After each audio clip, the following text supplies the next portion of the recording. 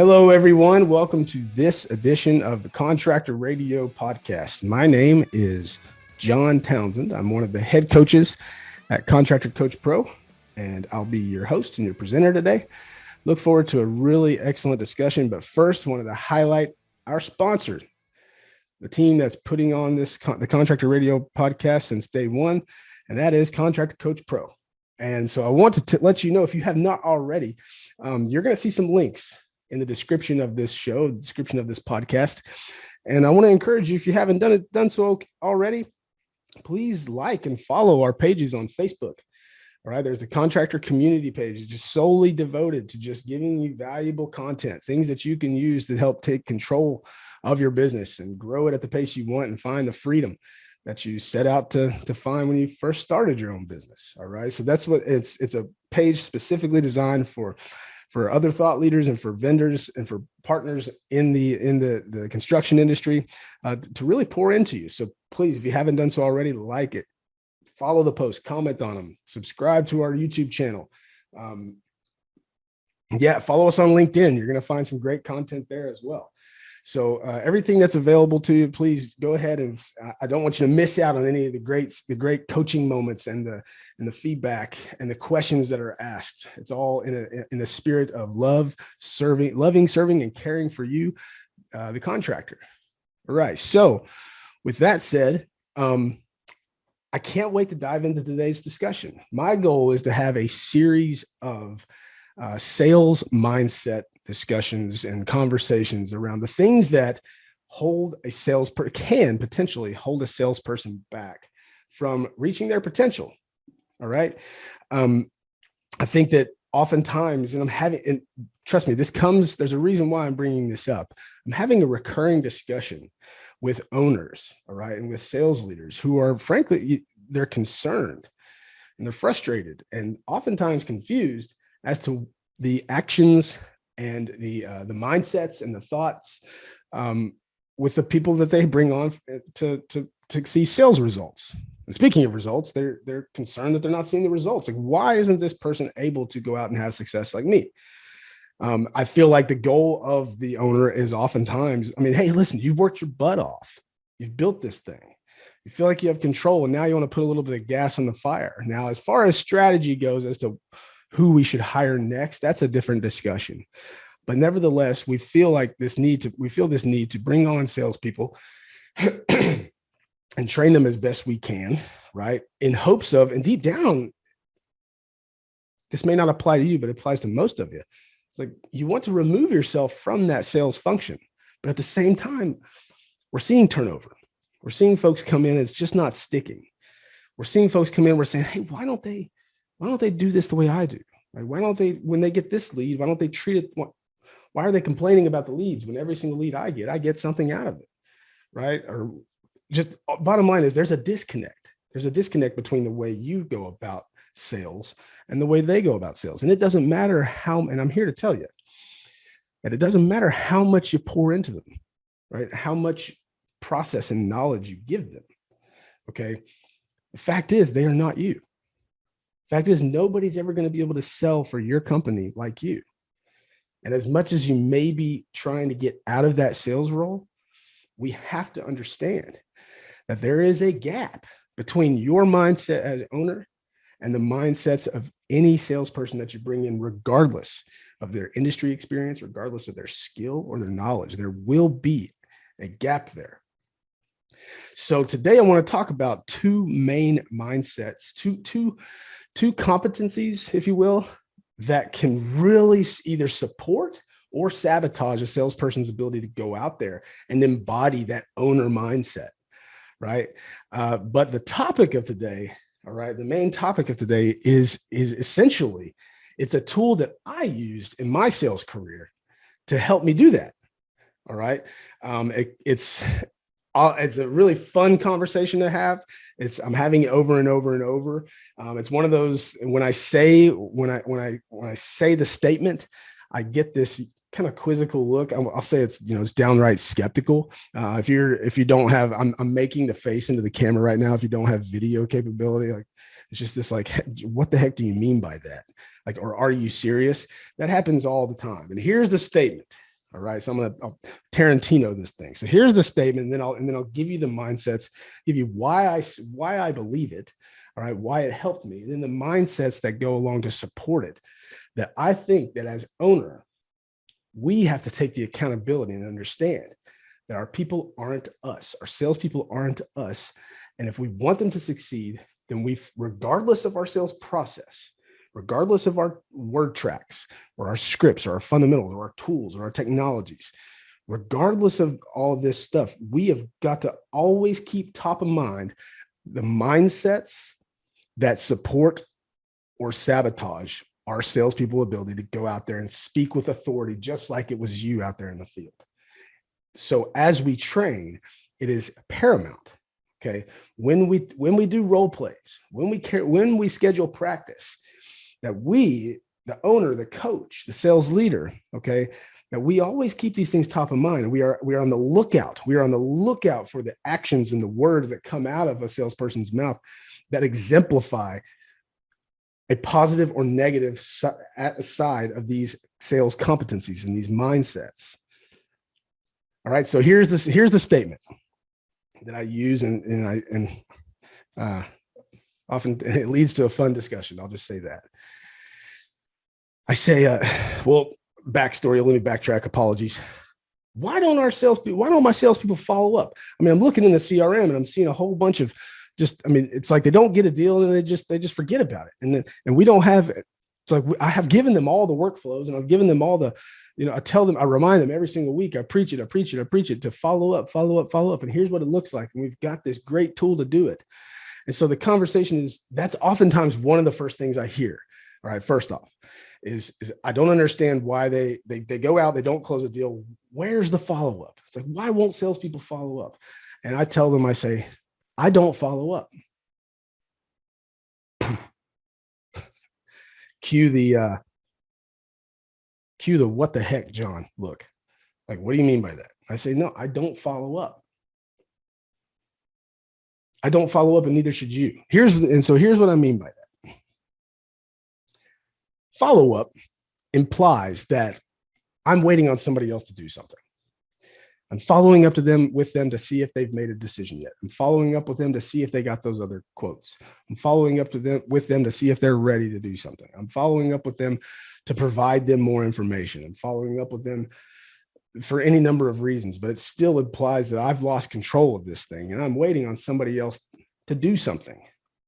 And then furthermore, we've all seen that movie play out. Okay. Hey, John, just follow up with me next week. And we'll go from there. Okay, Mr. Smith. So on Monday, I call up Mr. Smith. All right, no answer.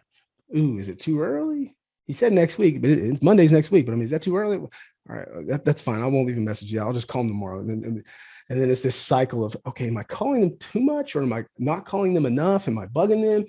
Okay, I'll send an email. And then what should it say? It's not too pushy. Am I too pushy?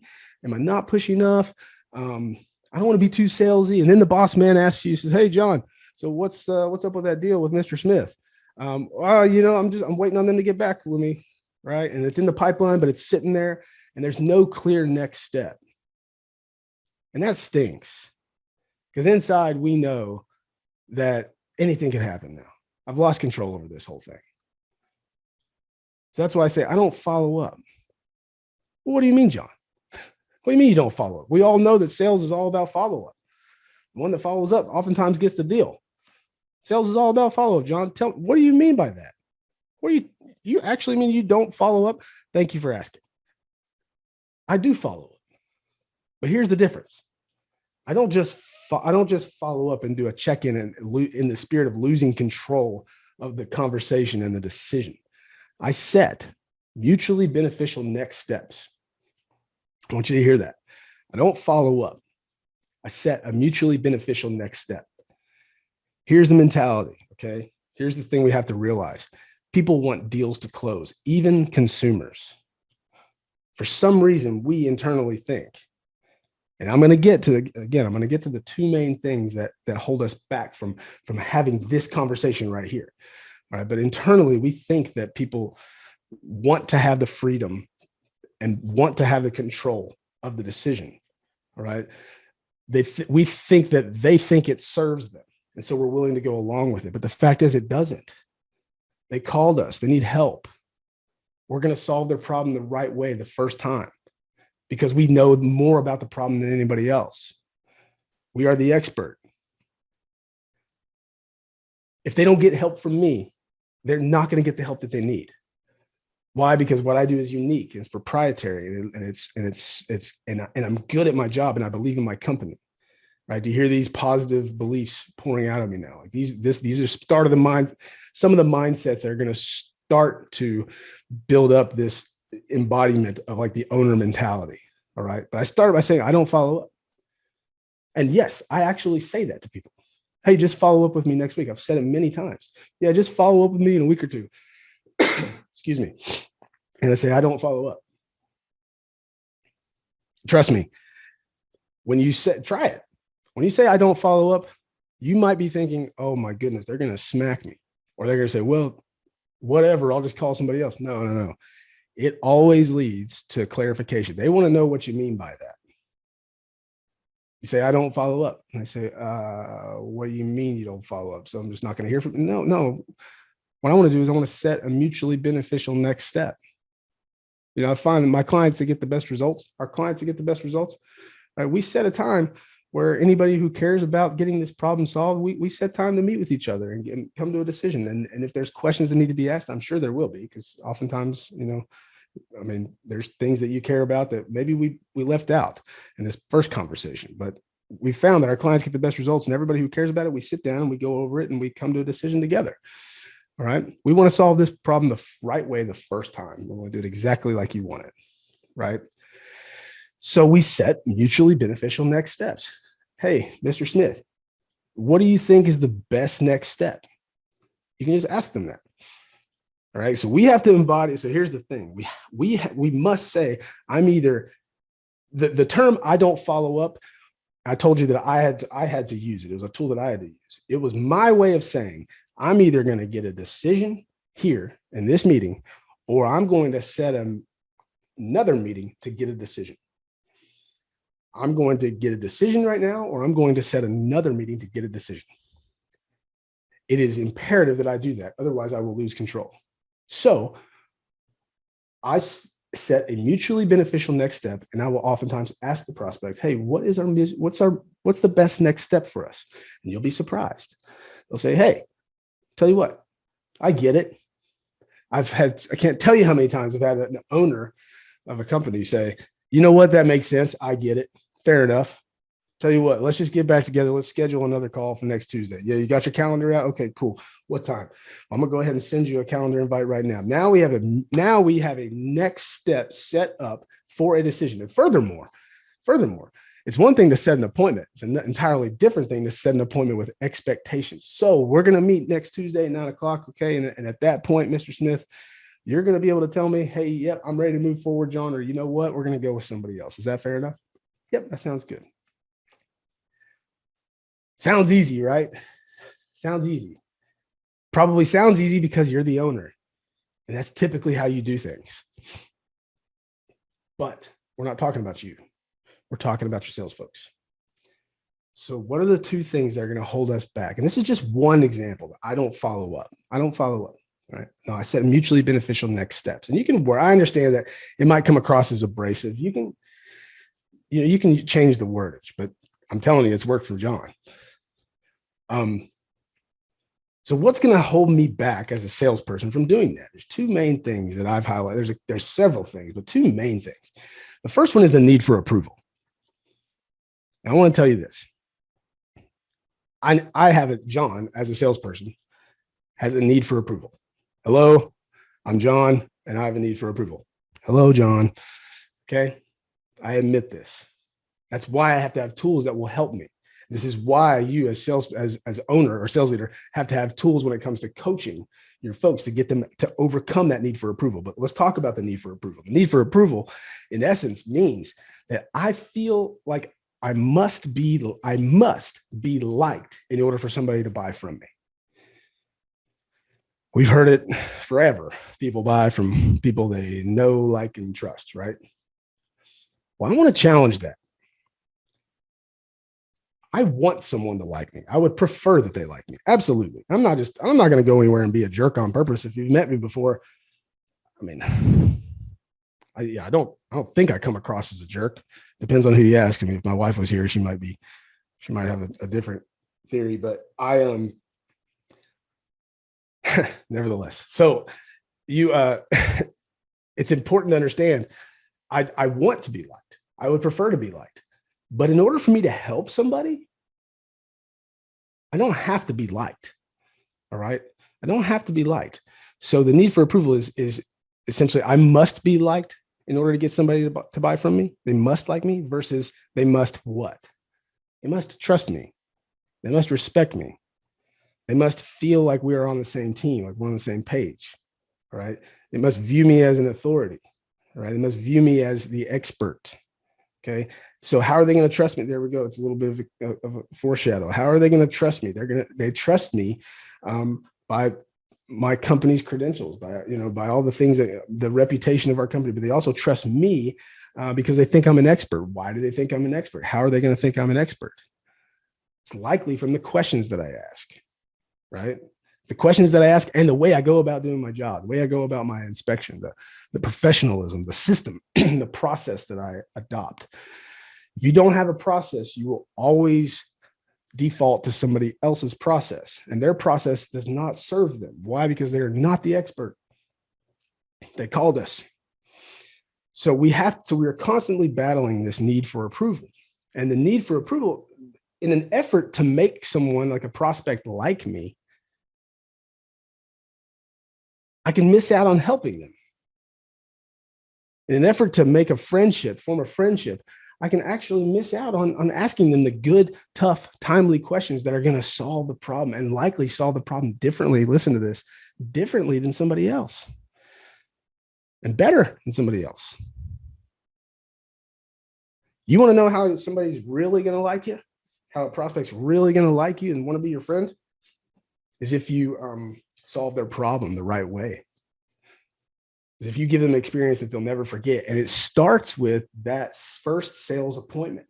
60% of the customer experience comes from that very first sales appointment. That's how they're going to remember the company. That's how they're going to remember you. All right. So this is our opportunity to give them the best experience we ever can. But we have to understand that if I feel like they just must like me, then it doesn't matter what my sales process is. It doesn't matter what my experience is. Doesn't matter what kind of training I do. I will always be hamstrung. It'll be like walking around with a rock in your shoe. You'll always be capped as to the level of investigation and discovery of what the problem is and how to best solve it and how to really help somebody. Okay. If we struggle with this need for approval. All right. So how do I overcome it? Well, there are certain tools, like for instance, I can say that, hey, I don't follow up, right? I set a mutually beneficial next step. Why? Because, and here's the reason why it worked for Jon, because I really believe it. I know if I don't sell products, I wouldn't sell a product that I didn't believe in. I believe in myself. I believe in my company. I believe in our deliverability. I believe in our price. Okay. I believe in the words that I'm saying. I believe that if you don't get the help, if you don't work with me, then you're not going to get the help you need. I don't believe somebody can do it better than me. I really don't. And even though I believe these things, it's still hard to then take the action steps to embody it. But it starts with the belief mechanism. It starts with saying, if they don't work with me, they will not get the help that they need. And I'm here to help. I'm here with a servant's heart to help these people. Okay. This person, this group of people.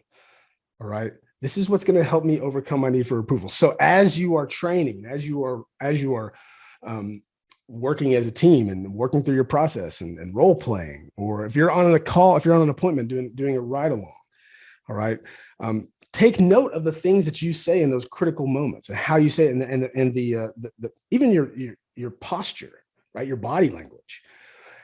How do I answer these questions? How do I come back? And how do I play the quarterback? I should be the one calling the plays. I should be the one calling the plays and saying, hey, here's what's about to happen. All right. Does that make sense to you? Okay. Does that sound fair? Here's what's about to happen. We set the expectations for what's going to happen. This is all part of that excellent customer experience. We set clear expectations, even for this sales appointment. Clear expectations. With a need for approval, we will not do that. You won't do it. You'll just default to somebody else's process and go along and be pulled from side to side. Picture a football field where one side is, hey, there's a decision to be made, and one side and one end zone is no decisions made. There's no follow-up. There's no next step. It's free consulting. And so it's always this push and pull to get there. All right. And the need for approval will stunt your ability, your development, first off, but also your ability to just set the expectations for what's going to happen and quarterback the whole play, the whole series, the whole drive. All right.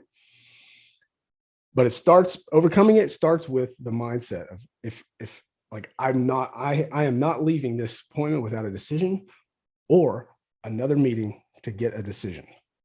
Right? Why? Because I know that if they don't get the help from me, they're not going to get the help they need. All right. The second critical mindset that I think, and the competency and this is such a fun conversation too, but it's this theory that it's this understanding that how I buy is typically how I allow people to buy from me. You can call it a lot of things. A buy cycle, your supportive buy cycle, your buying process. But it's an understanding that how I buy is typically how I allow people to buy from me. Now, owner,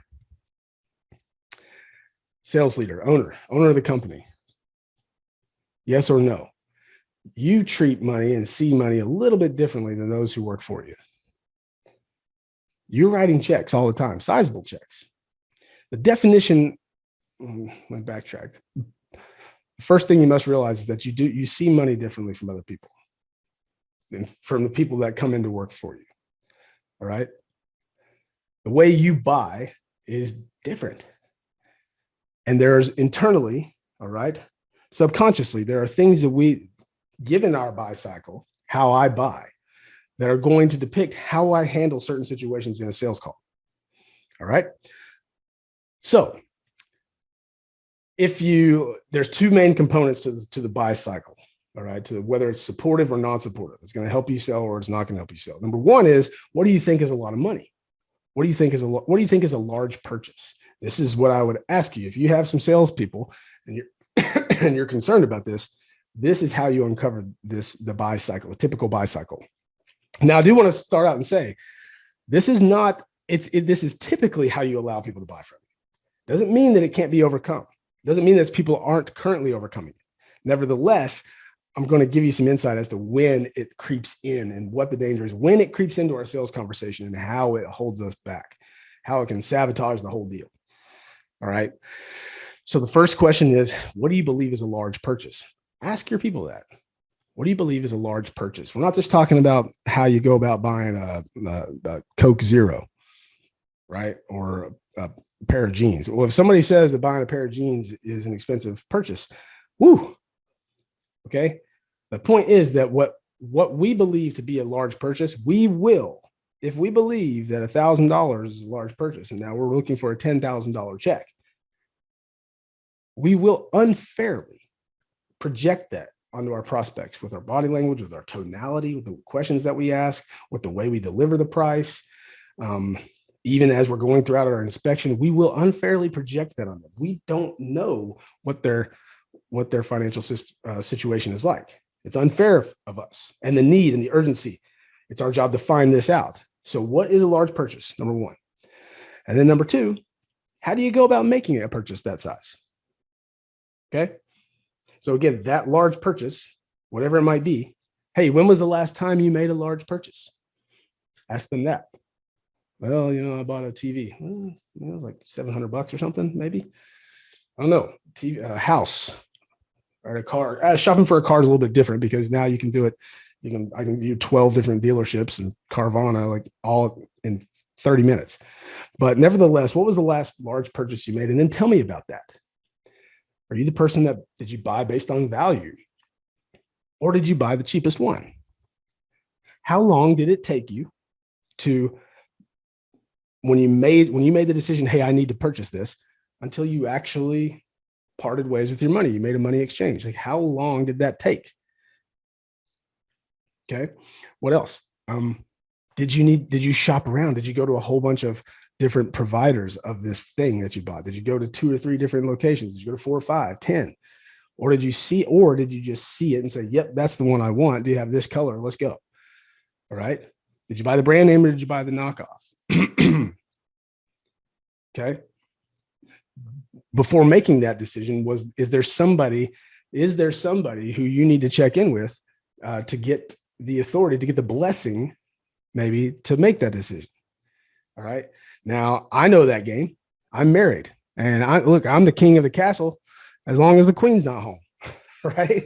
So when it comes to making a big decision, yeah, sure, I must. Oh, I better ask my wife. Right.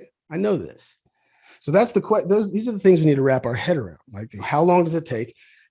Do I shop? Do I buy based on value or just the price? Do I haggle over the price? Do I get a lot of different quotes and estimates? And or if it is a TV, do I go to Best Buy and find it and say, oh wow, this is great, and then look at my phone and it's $20 cheaper at Target, and then drive to Target and buy it? Is that how I make my buying decisions? Or do I make quick decisions based on, hey, I can afford it. All right. It serves me. It's got long-term value. All right. I see the value in it. I need it. I want it. I can afford it. Let's go. Now, here's what I want to say. These things, these objections, or excuse me, these what we view as objections, like, hey, I need to talk to my wife before I make this decision. Hey, I need to get more quotes or more bids before I make this decision. Hey, can you sharpen your pencil a little bit before I make this decision? What kind of discounts can you have before you make it? Hey, I'm thinking about going with I don't need that value, the higher value product. I think I can tone it down a little bit. Like these things, that are any of them unreasonable? That's the question I want to ask. Are any of these thought processes or part of this buy cycle, or hey, I need to sleep on it, I need to think about this before I make this decision? Because keep in mind, this is quote unquote a large purchase. Are any of these things unreasonable? The answer is no. It's not unreasonable. It's not unreasonable for me to check in with my wife and get her blessing before I cut a large check. It's not unreasonable at all. But here's the danger. The danger is that we don't recognize these things as the cues for what they really are. If we are accustomed to buying like that, then we will simply say, I get it. I get it. I can't overcome that. Let's move on. That's a hard objection. If we typically buy like that. But that's just not the case. All right. Keep in mind the need for approval. If they don't get the help from me that they need, they're not going to get the help that they need. Nobody's going to be able to do it like me. Okay. So we have to understand, we have to recognize these cues for what they are. They're not objections. They're not hard objections. They are simply put-offs. They're thinking overs, they're stalls, they're pauses, they're timeouts. Okay. And they require further investigation. You must ask a follow-up question to it. All right. Okay, this sounds great, but you know what? I need a little bit of time. Hey, I get it. Listen, I agree with you. We're not talking about buying a pack of chewing gum. All right. So tell me what do you need? Is there something that I didn't explain well enough? That's got to be, is there something that I left out or something we didn't uncover? Let's dig in a little bit. Here's the difference. Let's just dial it back. Here's the difference between the two. If I have a non-supportive buy cycle and somebody says, you know what, I need to sleep on it, I say, I get it. All right. So when would you like me to follow up with you? Does that sound familiar? Versus, hey, I get it. Tell me a little bit more about that. Well, no, John, everything looks okay. I just, truthfully, I got to talk to my wife. I got to talk to the missus and and go from there. Mr. Smith, I get it. I'm married too. All right. Like I said, I'm the king of the castle as long as the queen's not home. So tell me, what's that conversation going to sound like? Is this going to be like a, hey, honey, are you just trying to get her blessing for this? Or are you going to try to dive in, line item by line item into this proposal? Is this something, can I schedule another appointment to be there? I found that my clients, get the best results when everybody who cares about making this decision has a chance to ask me questions. right? So we make sure that everything lines up. And we do that. Last thing I want to do is have you do something that your wife's not going to like, right? Okay, no, John, I just really need her blessing. I mean, she's not really going to care too much about the X's and O's. She'll let me make the decision. Okay, well, what do you think she's going to be concerned about? Well, price, obviously, price is going to be a big thing. Okay. And now, see, as I'm asking these questions, this gives me an opportunity to coach them. Okay. Hey, fair enough. So based on that, and keep in mind, I've had a conversation with this fellow up until this point, and I don't have the need for approval. So I'm asking some good, tough, timely questions. And so what are you going to say? If she's concerned about the price, what are you going to tell her? How will you handle that? It's my opportunity to coach this person right there. Right. Well, first off, I'm going to ask, hey, can we call her up right now? Is she available? No. She's working. She's going to get off. She works at the hospital. She can't answer her phone. She's going to get off, later this evening. Okay. Understood. And then I'm going to say, hey, what does that conversation look and sound like? What's she going to be concerned about? Tell you what. So when are you all going to talk? When do you plan on talking about this? Okay. So tonight, so is it fair enough that we can, tomorrow morning we can have I can call you up, or I can come back out here and we can make a decision. Hey, John, I'm ready to move forward. Or, John, we're going to go with somebody else. Is that fair enough? Well, you know what? We got some family coming in. So they're actually coming over for dinner. I don't know if we're actually going to be able to talk about it. So, come to think of it, might be later on tomorrow, like tomorrow morning. Okay. So do I need to meet with both of you at that time? No. Just me. Okay. So how about I come back out here in the middle of the day tomorrow, on Wednesday, and we'll go. Do you have your calendar handy? At that point, you can decide, hey, I'm ready to move forward, or you know what, John, we're going to go with somebody else. Does that sound fair? Yeah, sure. I get it. Now, all of this started, listen, there's a plethora of ways you can handle that conversation, but all of this started just with the recognition of, okay, this is a stall. This is not an unreasonable request. Hey, I need to think it over. Okay, I get it. Tell me a little bit more about that. No, I never make a large purchase without thinking about it or praying about it. Or I understand. That's not an unreasonable request. Now, just tell me a little bit more. What are you concerned about? This gives me my opportunity to coach them even more. I don't want to leave this conversation without either a decision. I want to feel really good before I walk out of here. Because let me tell you what we face. This is the battle we face. The battle we face is that on every appointment we go to, the solution and the price are hanging out here. There's this thing, hey, I got a problem. How's it going to get fixed? And what's it going to cost? It's hanging out here. It's this thing. It's a magical item. And the second I give it up, the solution and the price, I've got to feel really good about giving it up, or I run the risk of just giving free consulting, my hard work, the great inspection that I've done, my incredible reporting mechanism, right? All the things that I've provided them. I give it up and I give free. It's free, very good consulting. Truth is that buyers are liars. We don't intend to be. We're just conditioned to do that. We're conditioned to think that it serves us to get the price and the solution and now do what we think we need to do with it. So what are they going to do with that? Well, I'm going to take this price and solution and say, hey, can you give me apples to apples or whatever it might be? Fruit salesman? Sure, I can do that. As a matter of fact, you know what? I can do a little bit cheaper. Guess who gets the job?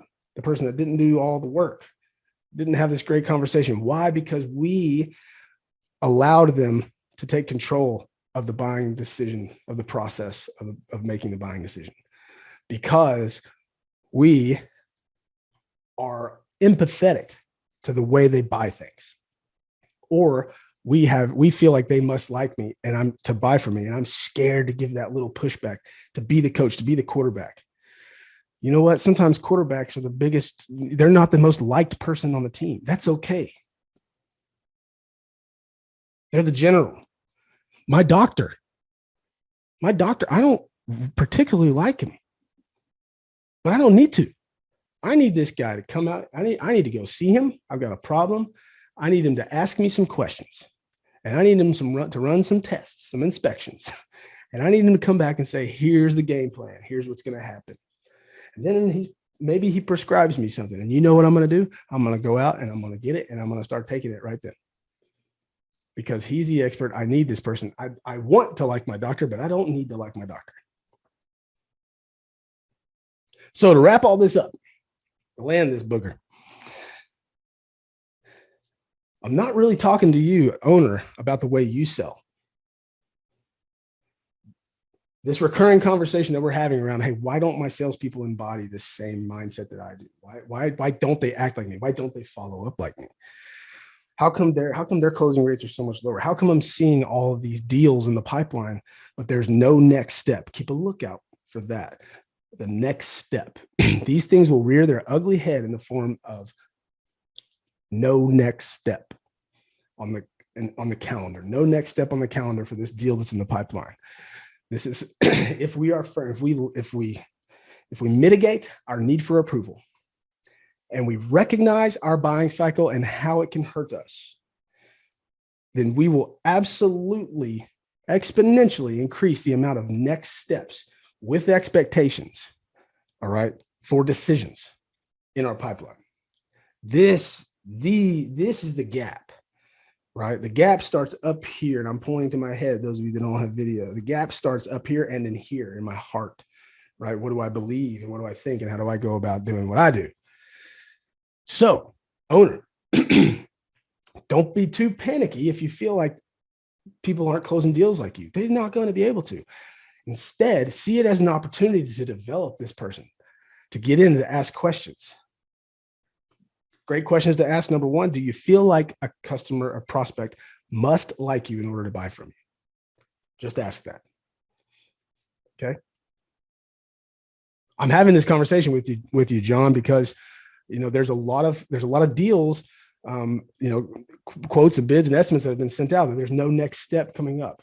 All right. So this is something that we need to attack. There's some money hanging out there, some low-hanging fruit that we can still go get. All right. And then furthermore, we can avoid this in the future.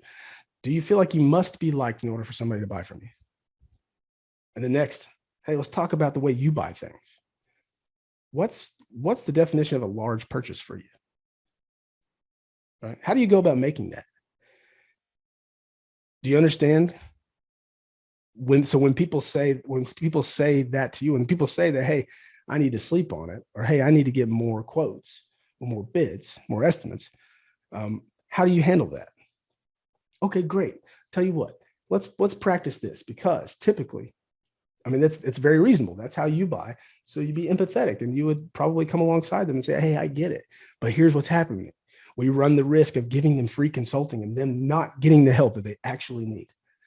Hey, John, do you believe that we are better than that company, than the competitors in our market? Yes, I do. So if they don't work with us, with you, they're not going to get the best help that they need. That's true. Our ability to ask questions, our ability to control and quarterback the situation is not only going to create more urgency for them to work with us, it's going to create an urgency. They're going to be willing to spend more to do it. So the challenge to you, owner, I'm going to land this thing. The challenge that I issue to you as the owner is to, when you incorporate, first off, schedule practice with your team, schedule role plays, situational role plays, or debrief a recent call that they had, all right, whether it went well or it didn't, or talk about a call coming up, all right, but always be on the lookout for these mindsets, how they're going to rear their ugly head. How did the conversation end? What did that sound like? What did you say when they said this? Okay. It's going to be a great first step. And again, these are just two main components. There's a couple more. I can't wait until we talk about how we control our emotions and the concept of happy ears. That's also a really fun conversation. There's this development track in our minds and in our hearts must start right now. All right. If we want our people to reach their potential and we want them to become the best they can be, then we have to take accountability for doing it. Understanding, reaching them at their level. That's a big part of empathy. It's not sympathy, all right? But it's empathetic. I understand that they are not me. They're at a different level, okay? So that's that. I hope this brought you some value. Like I said, I can't wait to continue this discussion with other mindsets and belief systems. Hey, big shout out and thanks to the sponsor, Contractor Coach Pro today. Again, you're going to see some links in our discussion. You can fill out an assessment if you want to have an honest look into your business operations, and if you feel like you need to take a little bit more control, or you're ready to grow your business, you can fill out an assessment. You can schedule a time with one of our coaches, all right, to just have an open conversation. The goal is to give you coaching on that call. It's not a sales call. Sure, we'll ask you if you want some help, if you need it, but we'll also tell you if you don't need it. Also, like and follow us on Facebook. Get in the contractor community page. See all the it's growing rapidly. We want you to be a part of it. Okay, like and comment in that. Be engaged. Engage with other folks in the industry. People they're in various markets, or maybe they're in your markets. There's a lot of power and a lot of wisdom in that community. So join it, like it, follow, subscribe to the YouTube channel. Again, this is Jon Townsend, Contractor Coach Pro. Thank you for your time. Be safe out there and happy selling.